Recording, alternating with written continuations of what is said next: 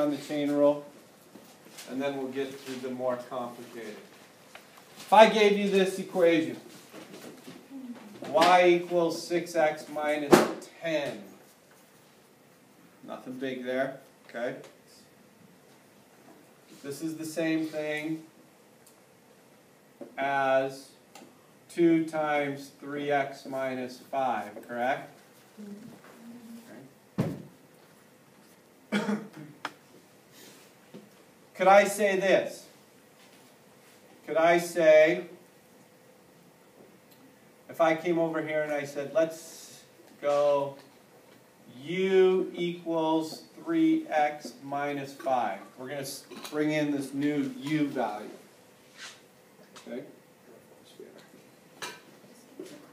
And I said, first thing I would say, that means y is equal to 2u, correct? If u is this, then y equals 2 times that. Make sense so far? Is everyone following where we are? This is an easy example. You don't need to use a chain rule for it, but this sets it up. Okay? Emily, what's dy dx? 6. That's not rocket science, is it? Okay. The slope of this line is 6. The derivative is 6.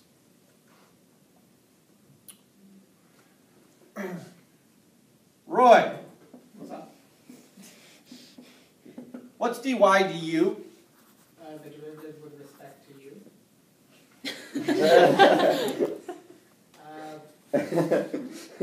Would that be just 2? 2. Right? Andrew, what's du dx? What's du dx?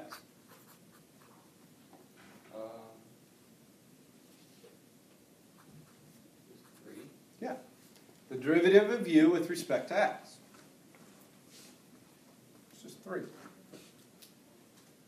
So look at what I have here. Dy dx is the same thing as dy du times du dx, isn't it?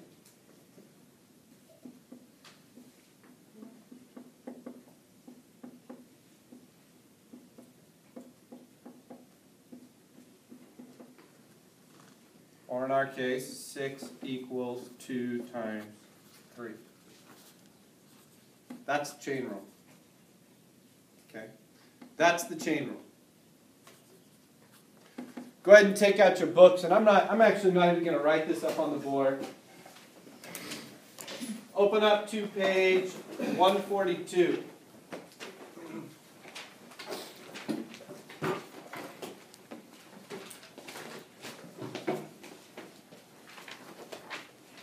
I'll do this actually. Put it up on the desk.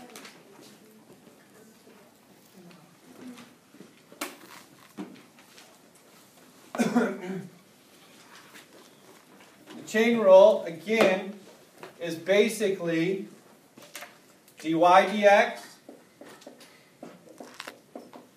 equals dy du times du dx.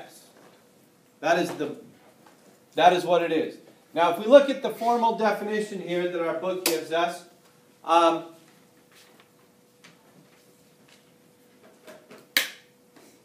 okay, it says f is differentiable at a point, u equals g of x, g is differentiable at x, then the composite function f of g of x is differentiable, and it equals this, the derivative of f of g of x times the derivative of g of x, okay?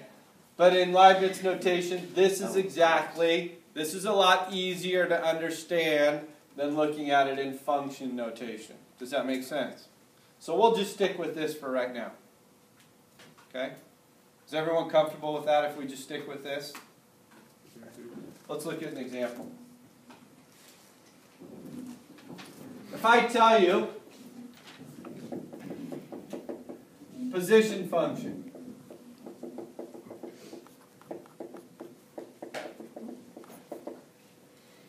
is going to be x of t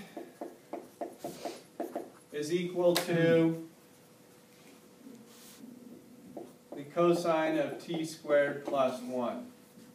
Okay?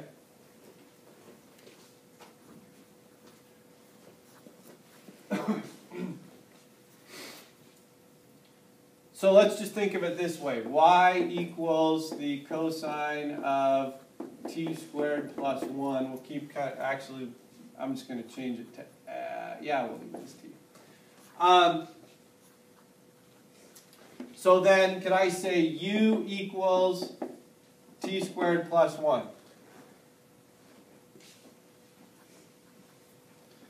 The chain rule says that dy dt equals dy du times du dt. If u equals t squared plus 1, what is y going to be in terms of u? Negative sine. Y equals the cosine of u, correct? Does that make sense? So then dy du is going to be the negative sine of u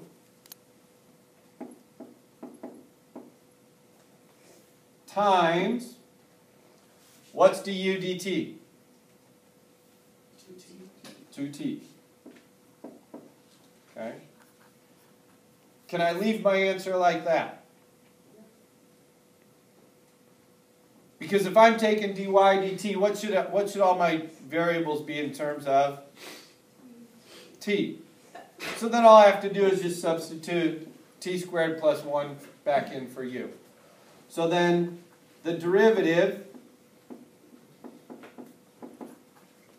negative sine of t squared plus 1 times 2t, or we can write it like this, negative 2t sine of t squared plus 1. And that's it. How many people have seen the chain rule before? Okay. This is not the easiest way to think about the chain rule. All right? But this is how it works functionally. The easiest way to think about the chain rule is to use the inside-out method. Okay? Whereas, if I'm going to take the derivative of this thing, okay? So actually, let's use a different example.